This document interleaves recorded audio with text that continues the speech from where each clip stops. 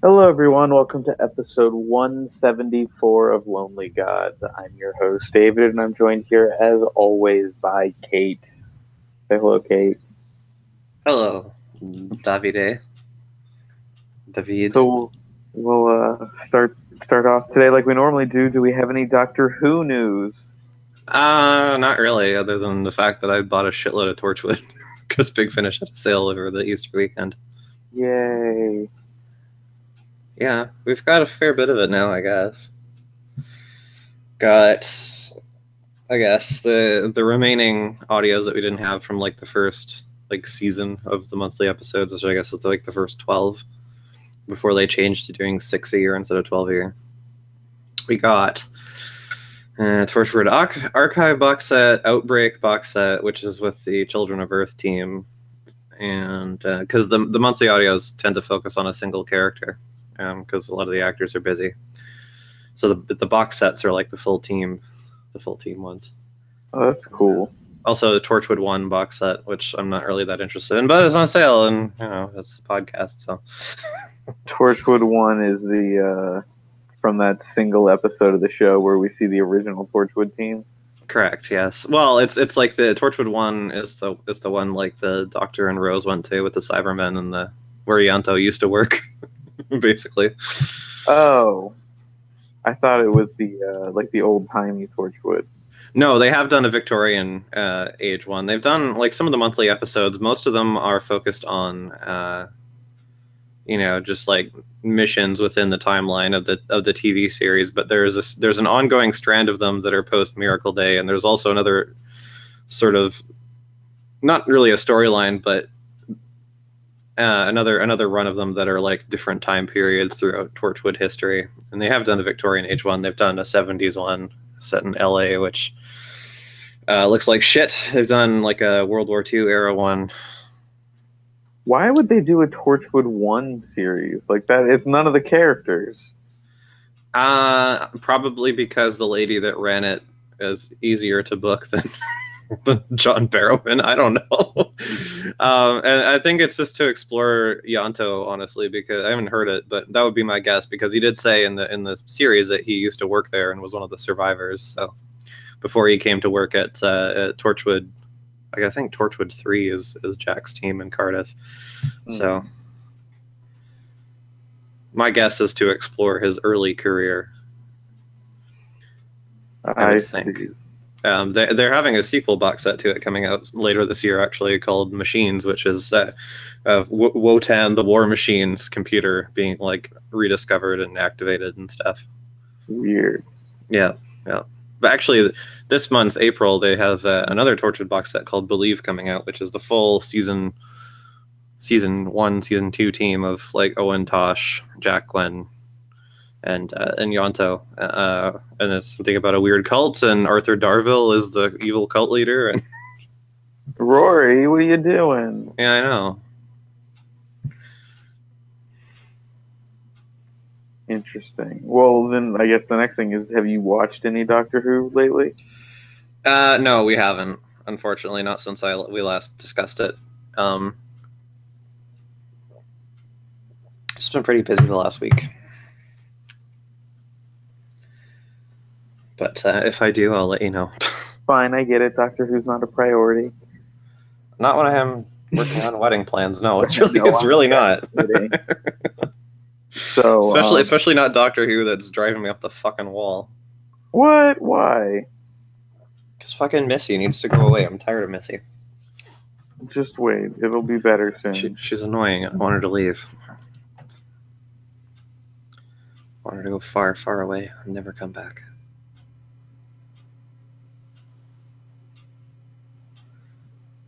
So that's pretty much it. I don't know. Nothing else to really talk about Big Finish wise. This, other than to mention, I guess this month's like monthly episode will be the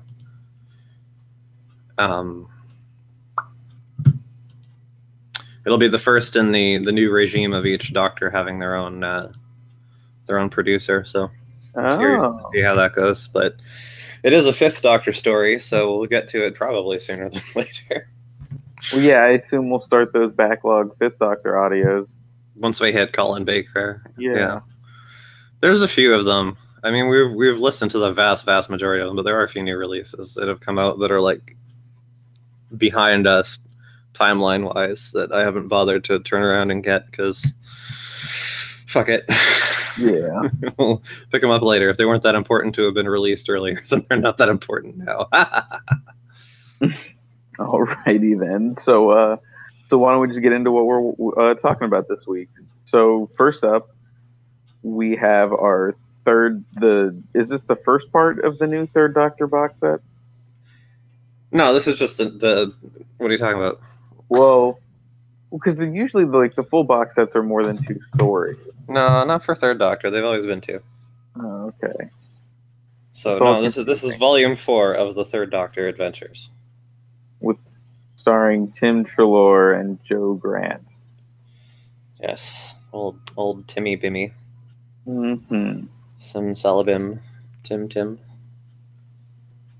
So, which our first story is the return of the monk as well. Yes, it is.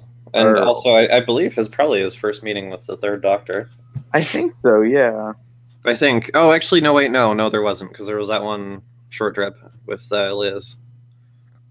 Which one was that? The Blame Game. I don't really remember what the plot was. No. Well, the Third Doctor story that's the most fresh in or the monk story that's the most fresh in my mind is how to win friends, or what is it? Win planets and influence people. Yeah. Is that more recent than Secret History? Because we did the Fifth Doctor one with Vicky and Steven. I can't remember. I don't remember if we did that first or not, but you know that was a thing. I just remembered that one because of the name, and it was fun because it was anyway. So the Doctor and Joe find themselves. They're in London, and there's a recent spate of mysterious occurrences happening where people are showing up. Like one guy has gills. Yeah, there's dead people showing up with weird like physical abnormalities.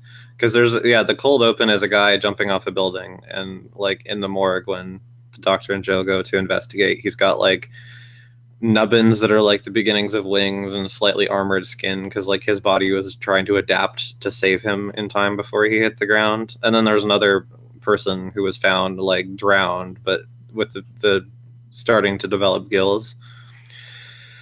So this is all terribly mysterious. So they end up on the Brigadier's orders driving Bessie out to the fucking country to investigate this like exclusive rich people hospital built into a castle. Yes. To see what the fuck, basically. It was, and what we find is, of course, the monk is there. Yes, he is the hospital administrator, and he's working with Dr. Curdy to help humans survive and adapt like instantaneously to pretty much any stimuli. And the Doctor, of course, not the Doctor, but Dr. Curdy fucking sees this as a good thing because like why would you not help people not die, and I forget what the monk's actual angle on this, but yeah, he's using like future technology and knowledge to kind of like prod along the process of Dr. Curdy's research. It's the monk, come on, you know his angle. He wants to sell the cure to the highest bidder. Oh, that's right, yes, he wants to sell the cure to the highest bidder. And anyway, so the people, like the patients they've experimented on, like the main one, Helen, like she's fucking nuts and keeps escaping her room, and then the other ones kind of just don't really do much. Also, there's an invisible criminal called Charlie who's like Killer 7'd in a wheelchair and projects his like fucking life force around. I like Charlie. He makes friends with Joe, so he's all right on my book. Because they like humanize a self-admitted monster who was like a mafia hitman or whatever, or like a crime boss. I don't think he was a crime boss. It seemed like he was a pretty petty kind of... I don't know. It felt like... Well, he got whacked. Well, I know, but I mean, a deal gone wrong can happen to fucking anybody. I don't know. I mean, he even admits he's kind of a monster. Yeah, well, whatever. I don't think he was that bad. I still liked him a lot. Yes, he used his invisible man powers to like help them because anyway, so basically what happens is like the doctor's like, you violated the prime directive, Monk. You can't fucking do that. Because the world will be overpopulated. Haven't you seen Miracle Day? This is a terrible idea. And so basically what happens is like the fucking unintended consequences of having things adapt to survival immediately is that basically it spreads like a virus, and so like all the patients are like in this hive mind, and that's not good. So running and screaming ensues, basically. And then Charlie stops all of the bullets from, because they like are clever for once, and the fucking like the hive mind people, like the Dr. Curdy like calls Unit, and she's like, oh, the doctor's hurt and Joe's in trouble, you need to get back up here now. So Unit team comes over, and then they get taken over and start shooting because, you know, Unit unless it's a story about Unit is like never fucking useful. Yeah, pretty much. So, you know, yeah, and then Charlie like stops all their bullets like Neo, but it's too much, and so he dies because he's like burned his fucking wheelchair brain out. That also happens, yes. Yes, and that's pretty much it. I really enjoyed the story. It was fun. I liked it decently enough. It was pretty good. It's not like amazing or anything, but it was thoroughly enjoyable. No, I mean, the Monk's always a good time. Yes. And I do like how the Doctor and Joe are like absolutely convinced it must be the Master. Yes. For some reason. Turns out it's the Monk. Yeah, and given how often during the Pertwee seasons that it is the Master, I can't say I fucking blame them for suspecting that. And then, like, yeah, and Rufus Hound as the Monk has very hammy performances, but you can tell he's enjoying himself. The same thing with Katie Manning, actually, when she gets infected and she's like fucking growling at people, you know that she loves that. It was a very fun story. I had a very fun time with it. Yeah, I mean, the moral debate at the core of the story, which is a very Star Trek kind of idea with like the prime directive of like, do you use advanced technology to help lesser people, or do you kind of leave them to their fate? Which I've always hated on Star Trek, because, you know, initially when it was introduced in the original series, the idea that it was a non-intervention policy to not get, you know, tangled in the affairs of, you know, pre-warp civilizations. But as the series went on, it got more and more dogmatic, to the point where Next Gen and Voyager are using it to like justify leaving people to their certain fucking deaths, because, you know, who are we to decide? It's the old would you rescue a baby Hitler, I guess, idea. But I always hated that, because it just seemed like an excuse to let people die and pat yourselves on the back for it. So I have to say I sympathize more with the Monk and with Dr. Curdy here than I do with the Doctor and Joe, you know. And it's like, because it's like, yeah, there might be bad side effects of helping people, but we should, you know, help. You should help people if you can, and you know, there might be unforeseen consequences, but at least you're doing the right thing.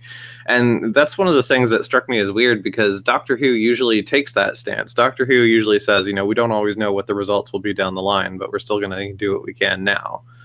And that was one of the things that made it different than Star Trek. You know, unless there's like a fixed point in history that we can't alter, it's usually very much hands-on kind of approach instead of the intellectual, yes, maybe, kind of thing. So that kind of annoyed me, but otherwise it was fun. So yeah, that's my prime directive rant. I will say that, like, due to that and the fact that it's a fairly standard, like, mad scientist kind of episode that you would see a lot of during the Pertwee seasons, like, if the Monk wasn't in this, I don't think I would have been very interested in it. Probably not. I have to agree with you on that. But he's just it's such a fun performance. Mm. He's a fucking ham and a half, but, you know, that's okay. It's okay to be a ham if you're fun enough about it. I'm just trying to see, like, which Monk, because they've had two Monks at Big Finish. They've had Graham Garden, who played him in the Eighth Doctor Adventures, and then they've had him. They've had Rufus Hound, who's in. I don't think I've seen the monk in the Eighth Doctor Adventures yet. Well, we haven't. We didn't get that far, but Yeah. And yeah, so so the Big Finish monk that we've listened to the entire time so far has been Rufus Hound, and we've liked him. There was the Black Hole one with the Second Doctor. There was Secret History with Peter Davison, a few short trips, and now this one. So that's fun. But yeah, I mean he definitely, I think, elevates a story that would otherwise be pretty average, I think.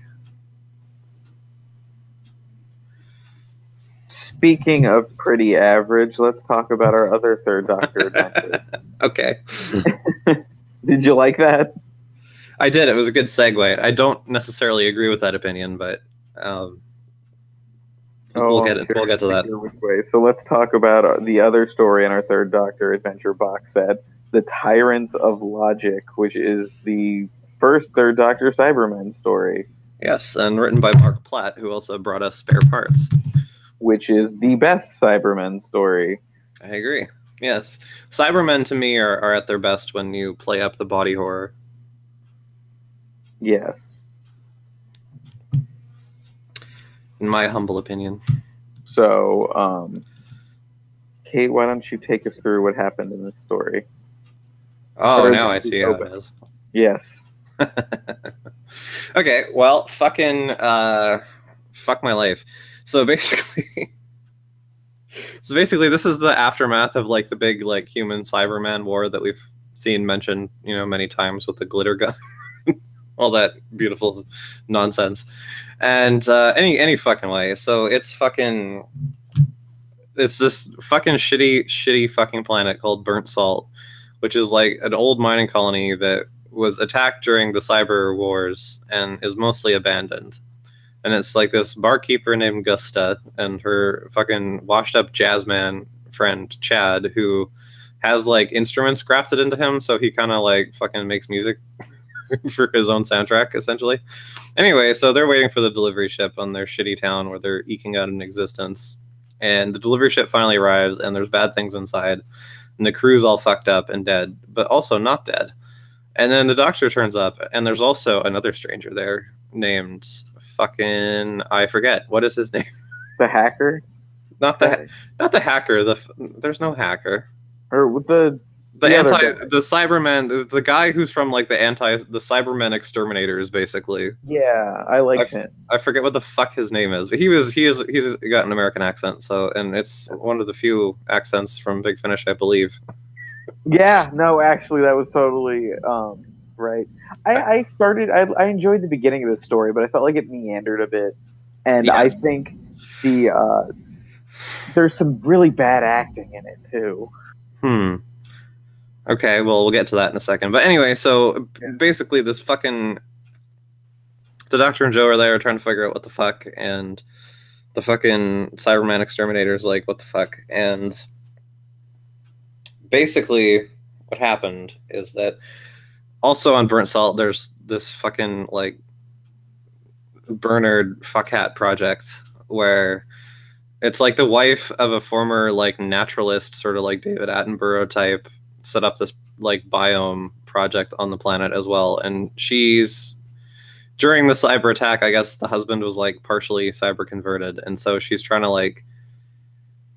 find a way to reverse the cyber smoke that fucking converts you, I guess. And so basically what happened is that she's ordered in off the black market on the ship that was all fucked up what's called a cyber leveler. And it was like this, it's basically like a cyber planner, only like mobile and heavily armored. And so she wanted to use that as a bargaining chip to like call the remaining Cybermen forces, which is only a few thousand, to the planet. So basically under the guise of trying to negotiate with them, but actually as a trap to like, use her perfected cure on them. And that's unfortunate because it means that the Cybermen are coming. And so there's a lot of running and screaming and cyber attacks and trying to not be converted from the cyber gas.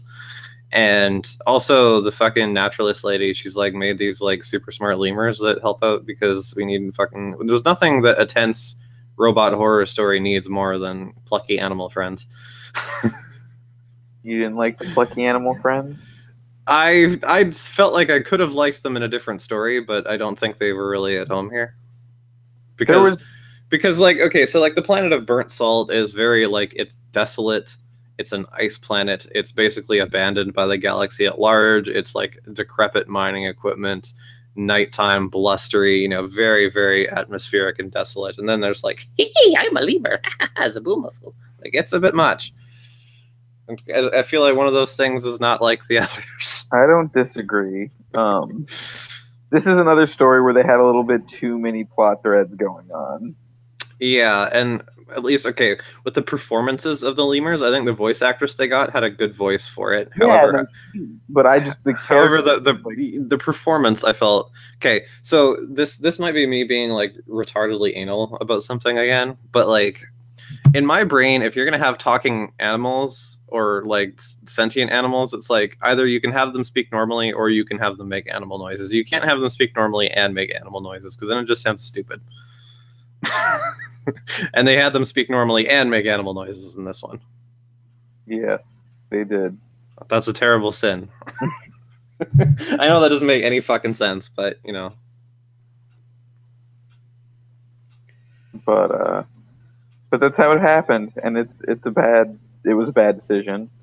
It was a bad decision, and I think that's I don't know, I don't want to put words in your mouth, but like when you say it like it meanders, I don't think it like toward the end. I think when we get to like the research biome and stuff, it's like it loses a lot of the atmosphere that it started out with, unfortunately, and really I think the late half, the strong point for the late half is the Dr. Joe relationship because the doctor is infected during one of the gas attacks, and Joe's kind of like keeping him hanging on with her devotion to him, which is very true to the TV show. Joe was like ready to throw herself off a fucking cliff for the doctor if she had to.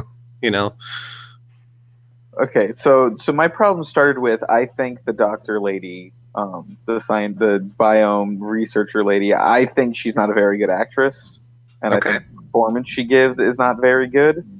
Fair enough. I didn't really feel one way or the other about her, to be honest. And honestly, most of her, besides the actual part of the plot where her husband was cyber converted and she's looking for like everything else she does, I didn't like, and I felt like just made the story longer. Like, well, I mean, anyone who's like had any experience with the Cybermen knew that like taking the cyber leveler into your hideout and holding it to ransom against the rest of the Cybermen is a supremely fucking stupid idea. Like, that's a very, very dumb plan. Like, don't do that. So she has this terrible plan. Like I said, I thought she was a bad actress. She made the animals, which I agree with you. I thought the lady doing the performance for the lemur we hear from a bunch did a good job. I just thought the character was completely unnecessary to the plot as a whole. I mean, it's a Cybermen story. Why do we have genetically modified creatures that have nothing to do with Cybermen? Yeah, I don't know. I mean, it's kind of we brought this up last week, and I was like, God damn it, why did we talk about this? Because I feel like we, sealed our own fate. Because we mentioned how this is the first Third Doctor Cybermen story. And while we don't think that, don't not do a story just because the Doctor hasn't fought that enemy before or whatever, but like have a reason. And I felt like this story didn't have a reason to do a Third Doctor Cybermen story. Like it wasn't, it's not very good. fair enough. I mean, yeah, it's. I mean, I don't know what to say about this. Like I said, I think the early parts of this with like the desolate shithole of a fucking I like Chad and I like the other guy. Like the start, I was like, I really like some of these incidental characters, and then the villain showed up, and just like her first conversation, I was like, oh god, this is a terrible performance. Like, what's going on? Yeah, agreed. I mean, it's. I felt like to start with, it actually had like a good.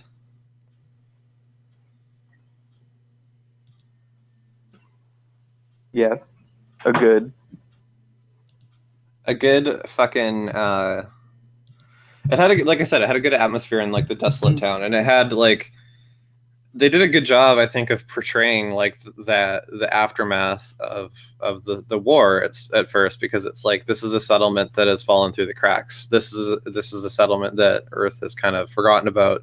It's decaying. Supplies are low. You know, the people there, like both the jazzmen and the innkeeper, like they're both disfigured. They both have prosthetics. Like, you know, and I felt that really worked. And other stuff like how ruthless the Cyberman exterminator was, how he was like cutting them open, like digging through the guts and like pulling out the transponders and stuff. Like all that stuff I think worked really well. But then yeah, I mean once they get to the Terror Dome, I'm not really super interested. And I just don't think talking lemurs were a good fit for what they had going to begin with. There was literally a moment where like it got heavily into that part of the plot, and I was just like, "Isn't this a fucking Cybermen story? Like, what are we doing?" Also, the Yeah, Cybermen basically. were in a dead zone. What was up with that? They were in the Phantom Zone. Well, they kept the cyber leader in a dead zone, so it couldn't escape, I guess. I don't know. I know, it was just weird. Yeah, well, it is what it is. So it wasn't like terrible or anything, but it just wasn't anything remarkable. No, I agree. So, last up, we have our actual TV story for the week. Are you excited, Kate?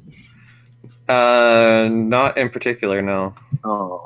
So let's talk about our 2 episode story, The Awakening. Fifth Doctor, Tegan and Turlough. We have come to 1984, which it's the year it aired, right? Yes. I thought it was, but I just thought it was funny that it's like, oh, it's 1984, wink, nod, nudge. It was fun.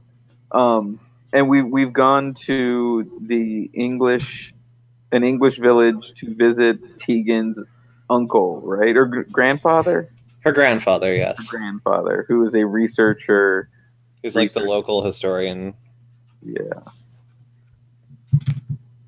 and in the middle of a reenactment war game scenario. And we come to find out that shady things are going on. Right, Kate?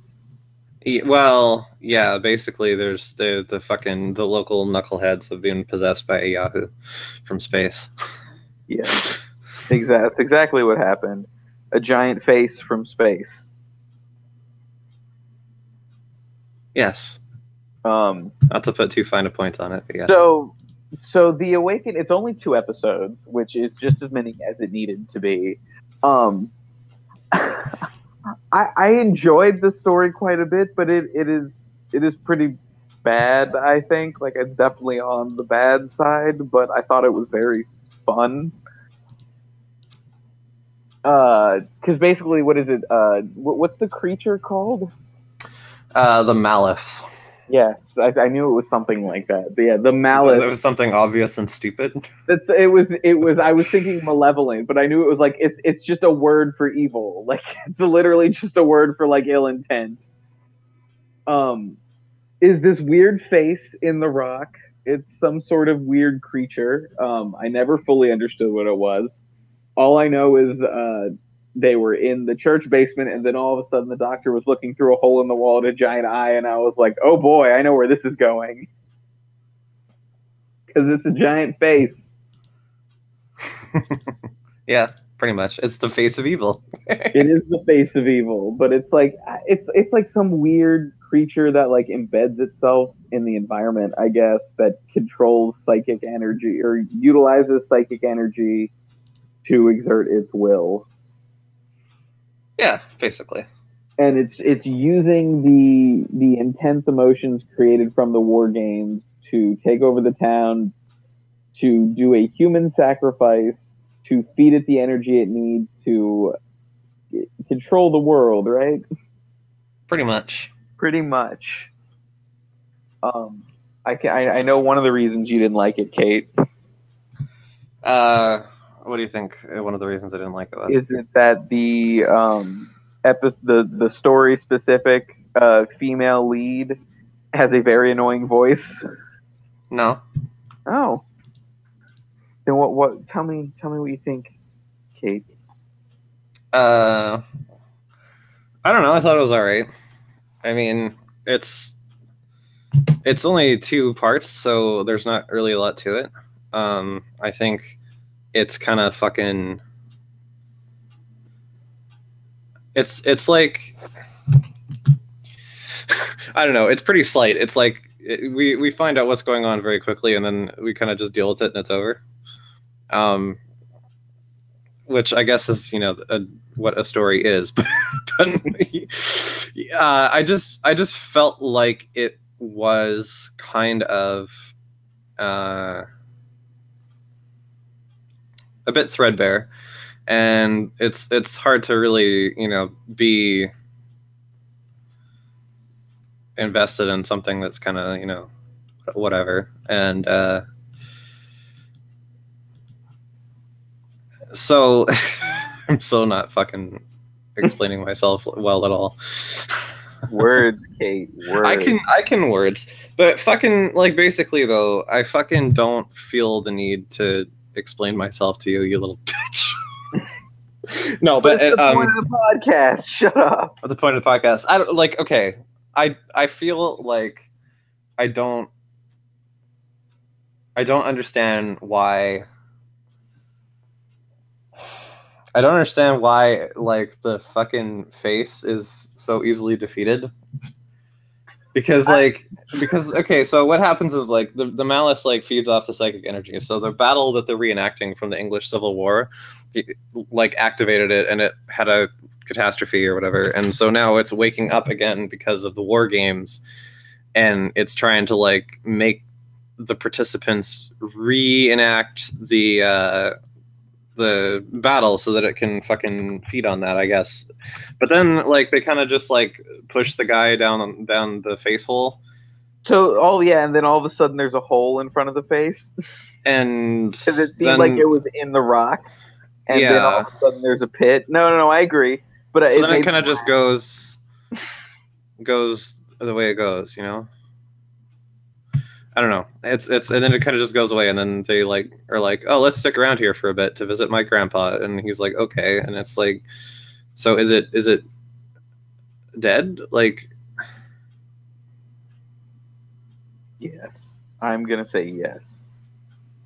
That was the impression I got, is that they defeated it. It's the impression that you got. The impression that I get. Yeah, exactly.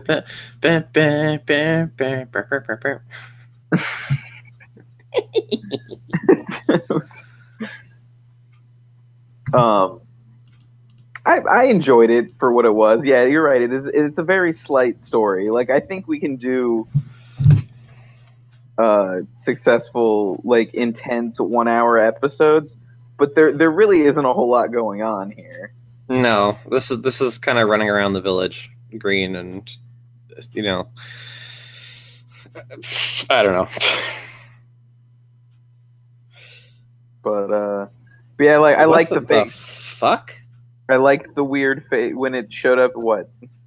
I'm just looking at my notes. I don't know what the fuck I was reading.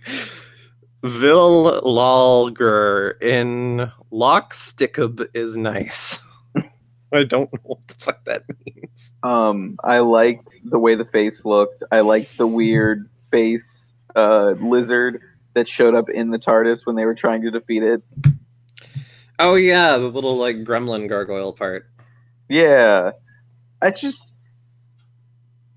I said, I like the story. I can't necessarily explain why, because it's not that great.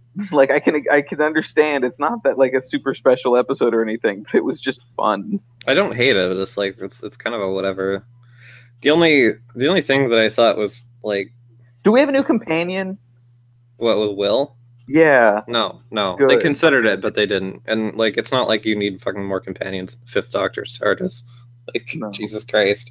Chameleon's still in there somewhere. Yeah, Chameleon was actually supposed to be in part 1, and then they cut him because it was running for time. So, you know,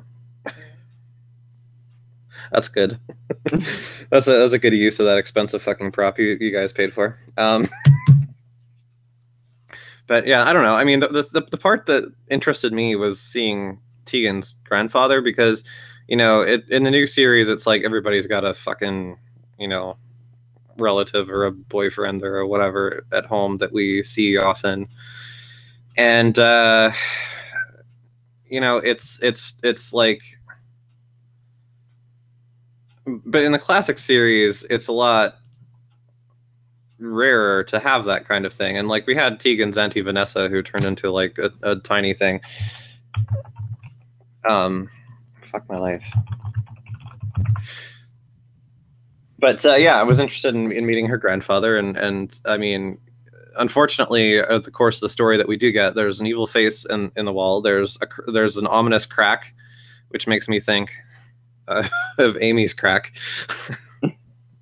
And Yeah. and it's a bunch of goons that are taking their LARP way too fucking seriously. Oh my god, yeah. So, I mean, we don't really spend a lot of time with the grandfather because they've locked the grandfather in a shed, and him and Turlo kind of just like hang out in there. So, I mean, you know, I still liked it. yeah. I mean, I don't hate it, but it's very much like whatever. You know what I mean? Yeah.